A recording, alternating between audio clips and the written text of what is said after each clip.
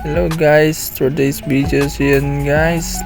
Nagmamadali na ako dyan guys kasi hatid ko na si Mrs. Yun, napapaganda mo daw siya eh. Yun na. Hatid ko na siya kasi tapos na siya nagpapaganda. So yun, gwapo pala tayo pag naka-helmet no. Parang si Piolo. Piolong walang iba.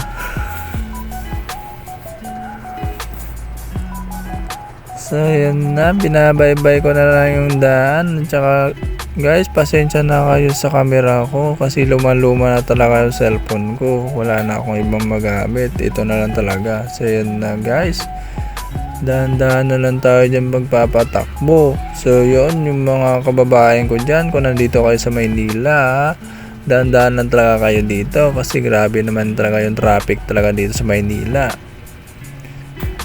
So yun, kahit bawal yung bike line, dinaanan ko na lang talaga kasi para makadaan lang.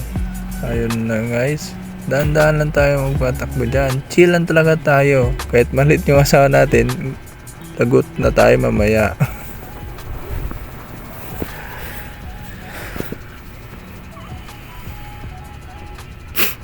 So yun, naka green light na. So pasalamat na ako dyan guys. Diretso lang yung takbo namin yan. So sabi ng asawa ko 3 hours na lang daw. Malilate na siya. So yun, dandahan na ako magpapatakbo dyan.